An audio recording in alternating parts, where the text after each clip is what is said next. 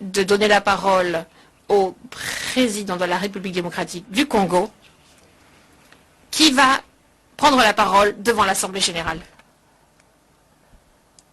Monsieur le Président de l'Assemblée générale des Nations unies,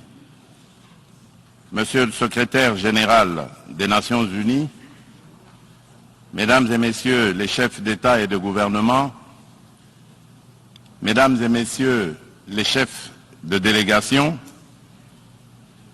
c'est pour moi un grand honneur et un réel plaisir de prendre la parole du haut de cette tribune pour faire entendre la voix de mon pays, la République démocratique du Congo, sur les principales questions qui préoccupent au plus haut point la communauté internationale actuellement. Monsieur le Président, je voudrais néanmoins, avant toute chose, vous féliciter pour votre élection à la présidence de la 77e session ordinaire de l'Assemblée générale des Nations unies. Je suis convaincu que vous donnerez le meilleur de vous-même pour la réussite de cette session et vous garantis tout le soutien de mon pays. Monsieur le Président, les défis majeurs auxquels l'humanité fait face actuellement sont la sécurité et la paix pour tous, la maîtrise des changements climatiques, la relance de l'économie mondiale après la Covid-19, la lutte contre la pauvreté et la promotion du bien-être collectif. Ces principaux défis sont complexes et intimement enchevêtrés. Conscient de cette réalité, je salue le choix judicieux et la pertinence du thème central de ces assises, à savoir un tournant décisif des solutions transformatrices face à des défis intriqués. À l'évidence, le relèvement de ces défis exige plus de concertation, plus de coopération et plus de solidarité entre les États et les nations. Le maintien de la paix et la sécurité internationale constituent le fondement et l'objectif primordial de la création de l'Organisation des Nations Unies. Ni l'indifférence, ni l'immobilisme, ni l'attentisme de sa part ne sont par conséquent admissibles face à toute menace contre la paix et la sécurité internationale. À ce jour, la question de la sécurité et de la paix internationale se cristallise autour de la lutte contre le terrorisme ainsi que l'extinction des foyers de tension en Europe et en Afrique. En effet, le terrorisme n'a épargné aucun continent. Après l'Asie, l'Europe occidentale, l'Amérique du Nord, il se métastase en Afrique, où il a allumé le feu à plusieurs endroits et notre continent en paye un lourd tribut. Au Sahel, à l'Est, à l'Ouest,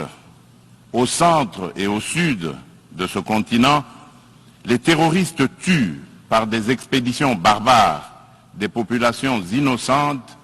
et déstabilisent des États au nom de l'intégrisme religieux. Certes, des progrès remarquables ont été accomplis au Moyen-Orient dans la lutte contre ce fléau qui a battu de l'aile. Cependant, ce fléau est loin de s'essouffler et encore moins d'être éradiqué de notre planète. C'est pourquoi la République démocratique du Congo, une des victimes africaines de ce terrorisme, est membre de la coalition globale contre l'État islamique, interpelle les Nations unies et les exhorte à s'impliquer activement dans la mise en œuvre des recommandations de cette coalition et de celles du processus d'Aqaba. Les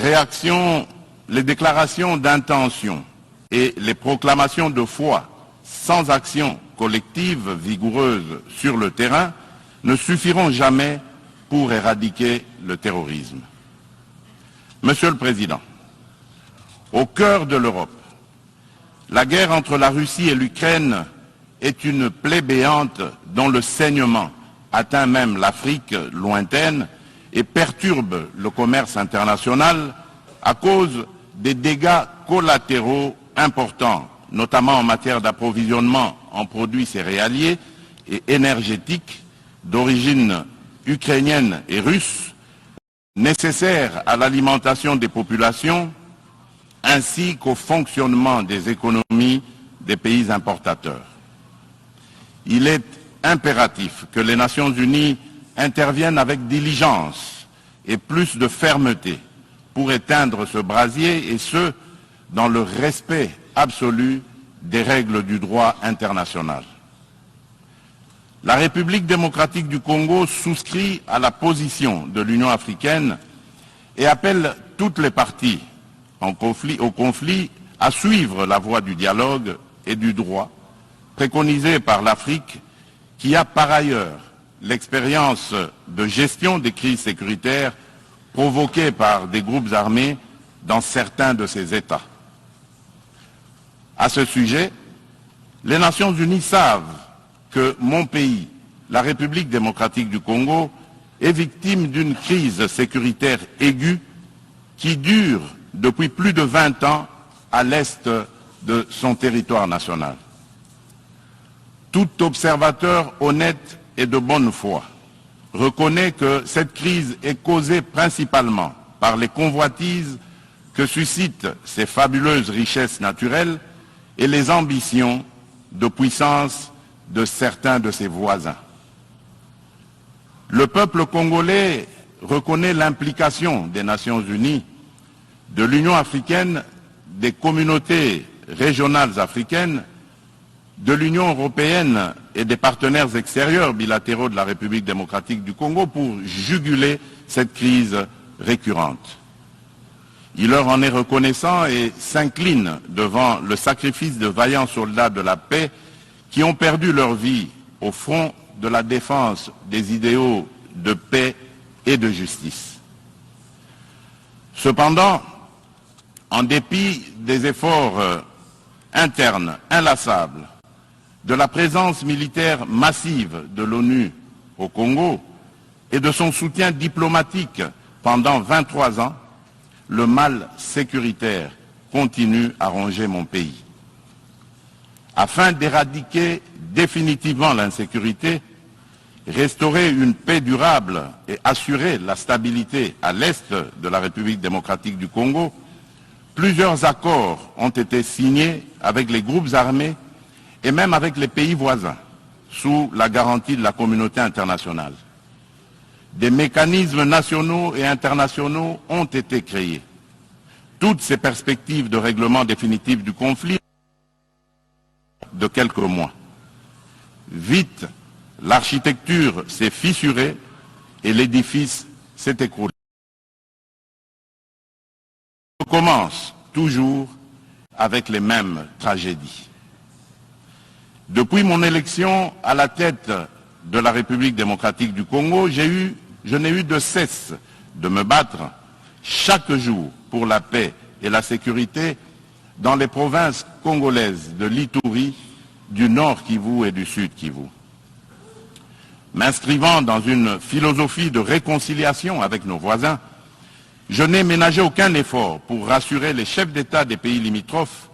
et restaurer la confiance entre nous, notamment par la concertation permanente sur des questions d'intérêt commun, la conclusion d'accords de coopération sécuritaire et de partenariat économique et la réalisation de projets de développement pour nos populations respectives. En dépit de ma bonne volonté et de la main tendue du peuple congolais pour la paix, certains de nos voisins n'ont trouvé mieux que de nous remercier par l'agression et le soutien des groupes armés terroristes qui ravagent l'Est de la République démocratique du Congo. C'est le cas actuellement du Rwanda qui, au mépris du droit international, de la charte de l'ONU et de l'acte constitutif de l'Union africaine, a une fois de plus non seulement agressé en mars dernier la République démocratique du Congo par des incursions directes de ses forces armées, les RDF, mais aussi occupe des localités de la province du Nord Kivu par un groupe armé terroriste interposé, le mouvement du 23 mars, dit M23, auquel il apporte un soutien massif, tant en matériel de guerre qu'en hommes de troupes. Et comme pour défier la communauté internationale, le M23, avec le soutien de l'armée rwandaise, a même abattu un hélicoptère de la MONUSCO et tué 8 casques bleus, commettant ainsi un crime de guerre. Je dénonce, en ce lieu emblématique de la vie internationale, avec la dernière énergie, cette énième agression dont mon pays, le Rwanda, sous couvert d'un groupe terroriste dénommé le M23. Monsieur le Président, l'implication du Rwanda et sa responsabilité dans la tragédie que vivent mon pays et mes compatriotes des zones occupées par l'armée rwandaise et ses alliés du M23 ne sont plus discutables, dès lors que plus d'une fois, aussi bien les groupes d'experts dûment mandatés par l'ONU et le mécanisme conjoint de vérification élargie de la conférence internationale sur la région des Grands Lacs, la CIRGL, que des organisations non gouvernementales humanitaires et des droits de l'homme crédibles les ont établis dans des rapports documentés et objectifs à la limite du scientifique. Pour éclairer la communauté des nations et mettre fin aux sempiternelles dénégations des autorités rwandaises, le gouvernement congolais réitère sa demande au président du Conseil de sécurité de distribuer officiellement aux membres du Conseil le dernier rapport des experts de l'ONU sur la situation sécuritaire à l'est de la République démocratique du Congo et de le faire examiner avec diligence par lui afin d'en tirer toutes les conséquences qui s'imposent sur le plan du droit, de la paix et de la sécurité internationale. Il y va de l'image et de la crédibilité de notre organisation. Procéder autrement serait, d'une part, encourager le Rwanda à poursuivre son agression, ses crimes de guerre et ses crimes contre l'humanité en République démocratique du Congo, et d'autre part, nourrir davantage la suspicion légitime des Congolais sur l'impartialité de l'ONU, ainsi que la complicité de certains de ses membres dans ces crimes. C'est pour mettre fin à cette suspicion et dissiper l'ambiguïté de certaines positions du Conseil de sécurité sur la crise sécuritaire à l'est de la RDC, ambiguïté qui excède la population congolaise et exacerbe la tension entre elle et la mission de l'ONU pour la stabilisation du Congo, la MONUSCO, que le gouvernement de mon pays a demandé la réévaluation du plan de retrait progressif et responsable de cette mission. Cette démarche d'ajustement est exigée par le constat unanime, même au niveau le plus élevé de notre organisation, des faiblesses regrettables de la MONUSCO, ce qui affecte certainement l'efficacité et la légitimité de l'action de l'ONU en République démocratique du Congo. La réévaluation du plan de retrait de la MONUSCO ne peut par conséquent nullement remettre en cause les relations entre mon pays et notre organisation. Quoi qu'il en soit, je réaffirme haut et fort à cette tribune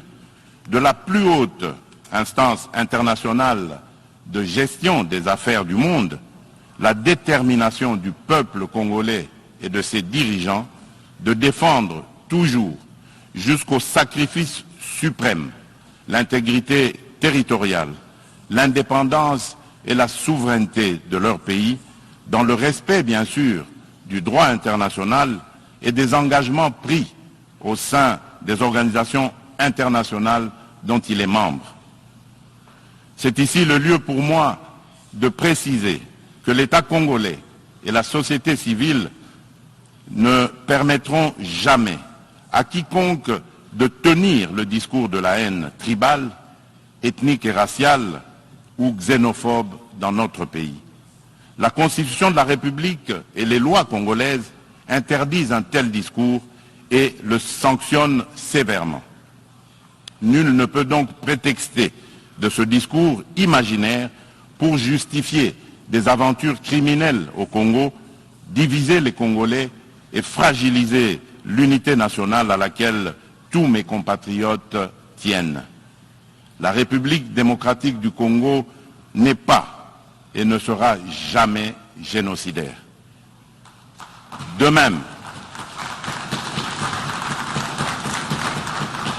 même, je soutiens que la prétendue collaboration que certains officiels congolais entretiendraient avec les opposants rwandais des forces démocratiques pour la libération du Rwanda, les FDLR, dont se servent les dirigeants rwandais pour justifier les agressions répétées de la RDC, est un alibi qui n'est corroboré par aucun fait avéré sur le terrain. En effet, les FDLR ont été décapités et réduites à néant par les forces armées de la République démocratique du Congo, les FARDC, en étroite collaboration avec l'armée rwandaise dans le cadre des opérations conjointes menées il y a quelques années. La République démocratique du Congo a en outre rapatrié plusieurs éléments des FDLR et leurs familles. Dès lors, les Congolais se demandent de quel FDLR parle-t-on? Quel est le mètre carré du territoire rwandais occupé par ces fantomatiques FDLR? À quel lieu précis du sol rwandais a-t-on jamais vu un jour un soldat congolais? Quoi qu'il en soit, la République démocratique du Congo reste disponible pour toute action répressive contre tout groupe armé qui tenterait de troubler la paix et la sécurité dans un pays voisin et dans la région des Grands Lacs. Monsieur le Président, le peuple congolais demande aux Nations Unies, à l'Union africaine, aux communautés régionales africaines et démocratiques du Congo de ne plus se fier aux dénégations éhontées des autorités rwandaises et de contribuer plutôt au rétablissement de la sécurité, à la construction d'une paix durable et à la création de conditions nécessaires à une coopération fructueuse dans la région des Grands Lacs et pour le bien de tous. À cet effet, il est nécessaire de voir ceci, 1. Rendre effectif le retrait immédiat du M23 des localités occupées, le retour des déplacés congolais de ces localités à leur domicile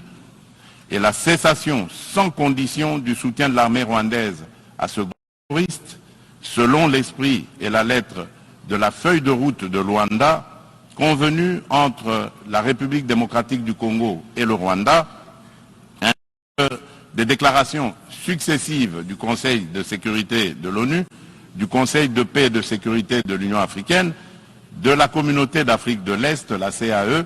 et de la Communauté pour le développement de l'Afrique australe, la SADC. 2.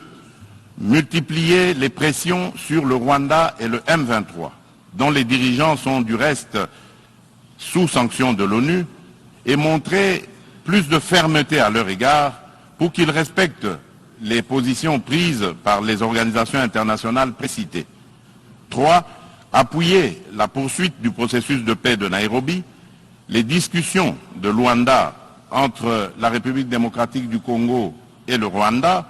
et le déploiement de la force régionale de l'Afrique de l'Est, dont le statut et les règles d'engagement viennent d'être signés le 8 septembre dernier à Kinshasa, successivement par le gouvernement congolais et le secrétariat général de la CAE,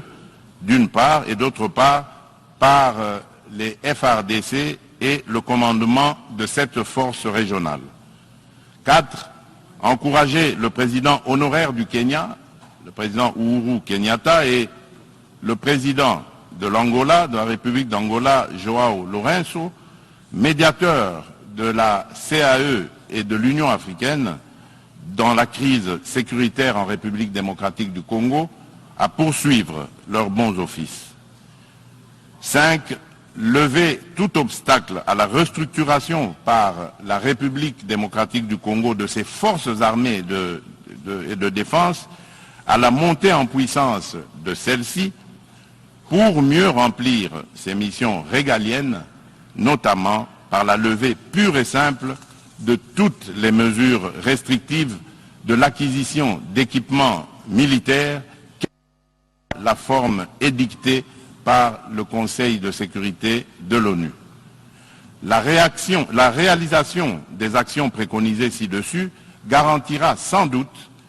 le peuple congolais de la certitude d'un règlement de la crise et facilitera un dialogue constructif entre toutes les parties concernées quant à ce. Monsieur le Président, nous, peuple congolais, sommes décidés cette fois-ci à mettre définitivement fin à l'insécurité à l'est de notre pays, quoi qu'il en coûte. L'heure a sonné de casser à jamais le cycle infernal de la violence à l'est de la République démocratique du Congo pour stabiliser la région des Grands Lacs afin de tirer le plus grand bénéfice de ses potentialités économiques ainsi que de sa riche biodiversité pour sauver l'humanité face au changement climatique. La gestion de ces changements pose deux problèmes fondamentaux, à savoir la mise en œuvre d'instruments juridiques et financiers issus de négociations internationales, en particulier dans le cadre des différentes conférences des parties à l'accord des Nations Unies sur le climat, la COP, et la transition énergétique. Il est temps, d'une part, de mettre fin à l'exécution sélective des engagements souscrits par les pollueurs et d'autre part, lancer au nom de la justice climatique les efforts fournis par les pays moins pollueurs, dont ceux de l'Afrique, pour préserver l'environnement dans l'intérêt de toute notre planète. Quant à la transition énergétique,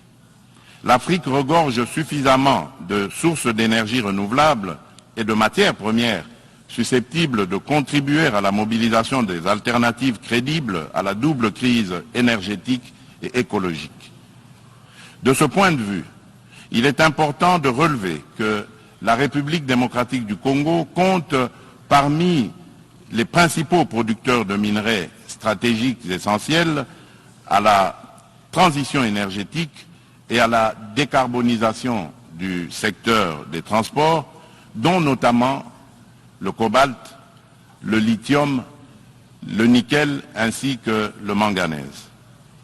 Mon pays s'est fixé comme objectif de produire proprement les 10 minerais à cette fin.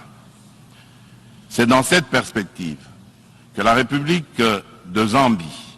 et la République démocratique du Congo ont signé le 29 avril de cette année un accord relatif à la mise en place d'une chaîne de valeur dans le secteur de batteries électriques et des énergies propres.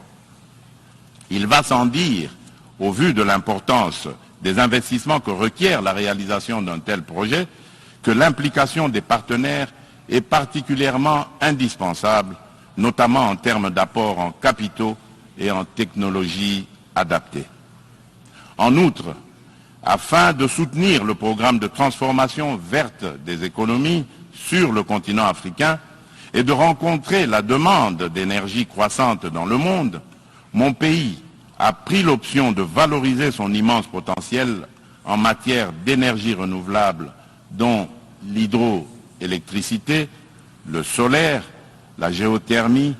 et l'exploitation de ces gisements gaziers. De ce fait, la République démocratique du Congo se présente comme un atout à la réalisation de l'agenda 2063 de l'Union africaine à travers la mise en œuvre du projet Grand Inga, lequel pourrait également s'avérer bénéfique pour une partie de l'Europe et du Moyen-Orient. C'est dans cette perspective qu'elle est heureuse d'abriter les travaux préparatoires de la 27e conférence des parties sur le climat, la pré-27, le mois prochain. Monsieur le Président, je saisis cette opportunité pour apporter de la lumière sur le volet environnemental de l'appel d'offres lancé le 28 juillet dernier par mon pays pour l'exploration de ces 27 blocs pétroliers et 3 blocs gaziers, appel qui semble faire inutilement polémique sur la place publique internationale. À ce sujet, il convient de rappeler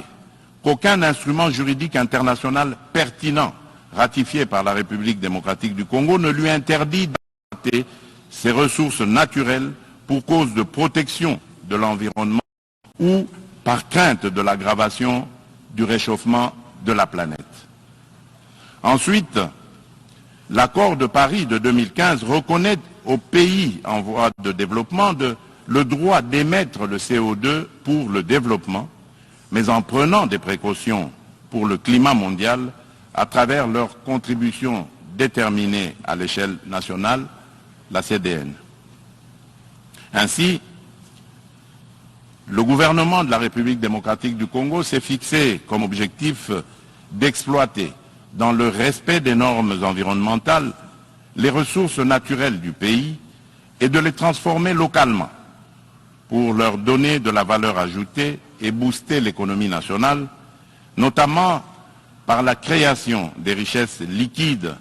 et des emplois afin d'améliorer les conditions de vie des populations congolaises.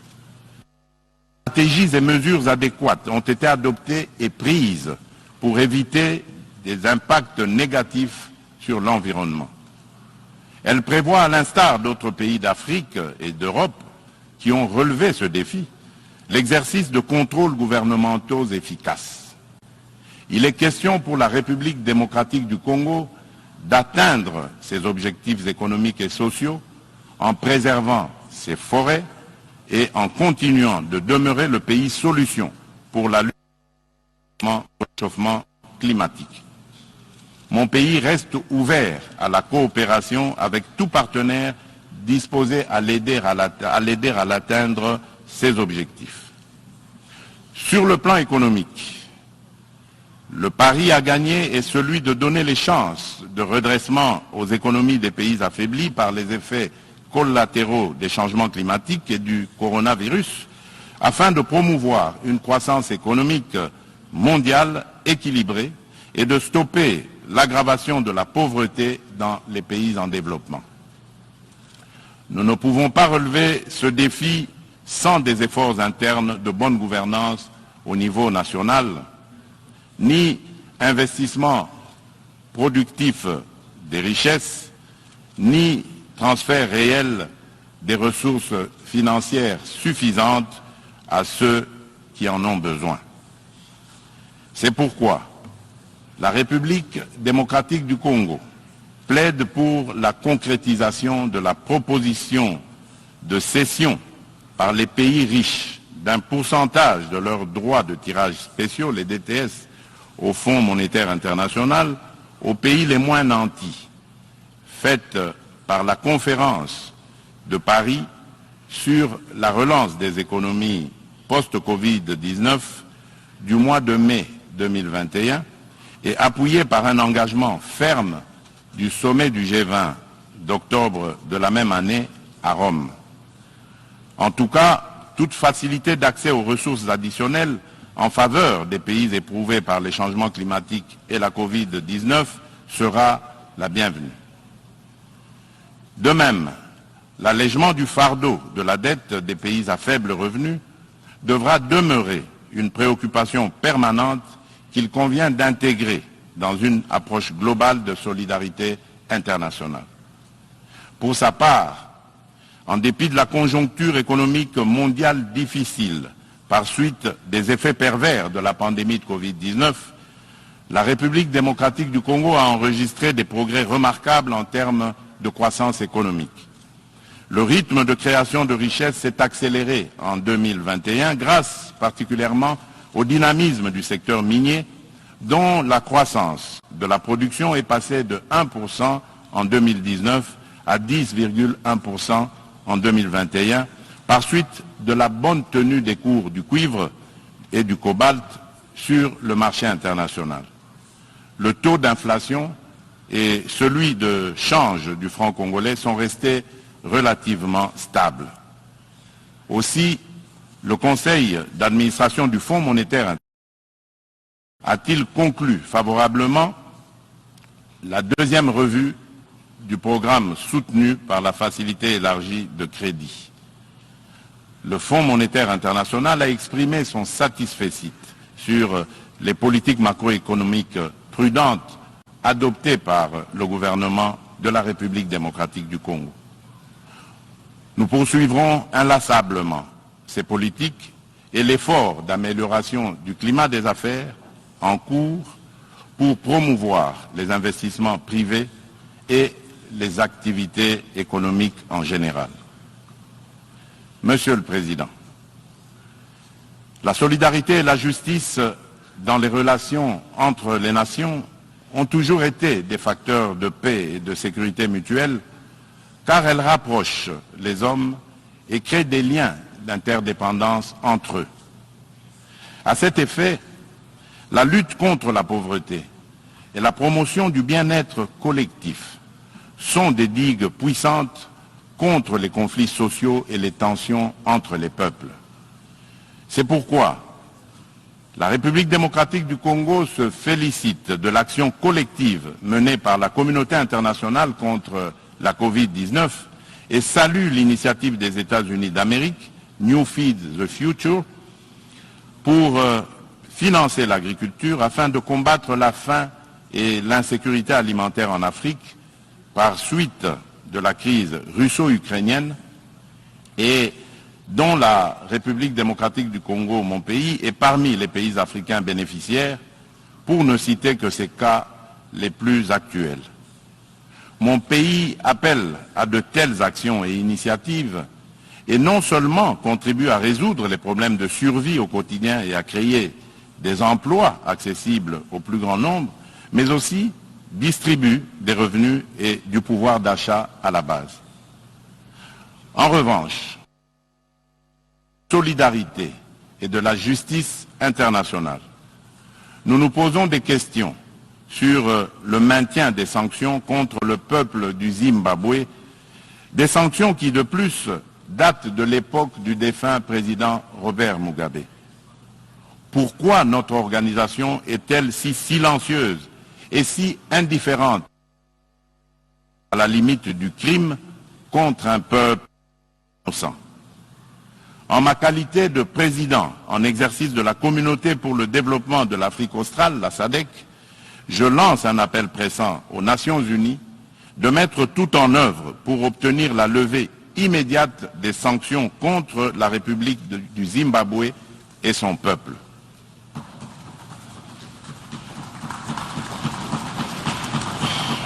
Monsieur le Président, dans ce monde multipolaire, aucun pays, aussi puissant et riche soit-il, ne peut prétendre affronter seul les défis que je viens d'exposer ci-dessus, et encore moins les relever dans l'intérêt de tous. L'importance des enjeux, la complexité des problèmes à résoudre et l'ampleur de la tâche exigent une approche multilatérale équitable qui intègre les intérêts d'un chacun et mutualise les énergies de tous dans le respect réciproque. C'est pourquoi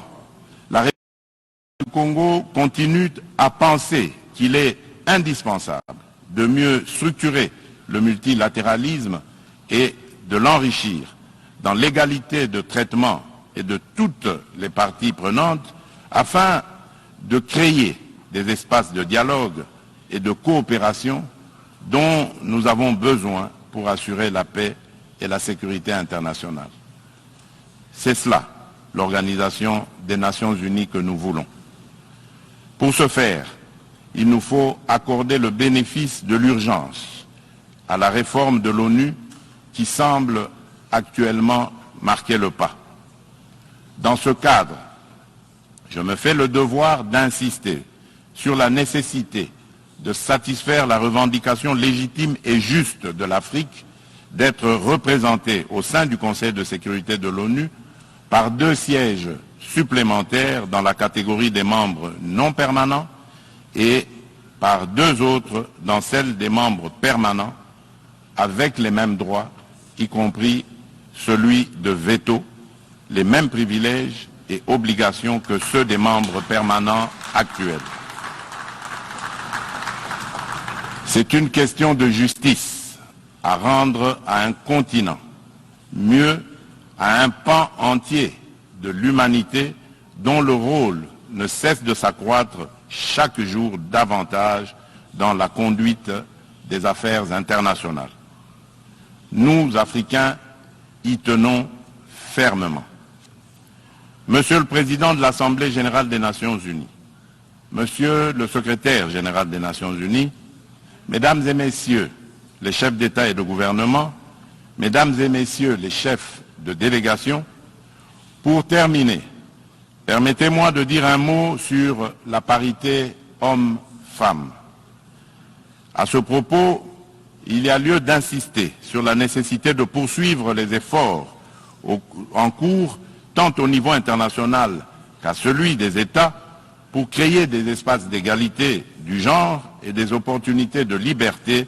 et d'action pour la femme. Pour ce faire, l'implication des hommes dans les politiques de promotion du genre s'avère nécessaire parce que d'une part, l'homme partage la vie avec la femme et d'autre part, depuis des temps immémoriaux, pour des raisons diverses, l'homme s'est forgé une prééminence sur la femme qui lui confère une influence déterminante sur le destin de cette dernière. Nous devons mettre un terme à cette situation de fait. C'est pourquoi, lors de mon mandat à la tête de l'Union africaine,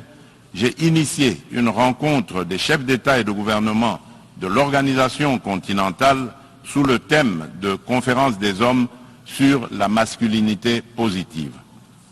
De ce rendez-vous historique tenu à Kinshasa en 2021, il est sorti une déclaration de l'Union africaine contenant l'engagement des hommes, notamment celui des chefs d'État et de gouvernement, de mettre fin aux violences faites aux femmes et aux filles et apporter des réponses appropriées à cette problématique. Cette déclaration constitue une véritable charte de l'Union africaine pour la femme que je m'attelle à matérialiser en ma qualité de champion de l'Union africaine pour la masculinité positive. C'est dans ce cadre que j'ai entrepris de promouvoir davantage la Congolaise qui occupe aujourd'hui de plus en plus l'avant-plan de la gestion des affaires publiques au sein des institutions politiques, judiciaires de mon pays. Cette politique volontariste devra permettre dans l'avenir un changement radical, non seulement de perception de la femme et de son rôle dans la société, mais aussi dans la prise en charge par la femme elle-même de son destin. En effet, la parité n'est pas un cadeau fait à la femme, mais une responsabilité qu'elle doit assumer. Je souhaite plein succès aux travaux de la 77e session ordinaire de l'Assemblée générale. Je vous remercie.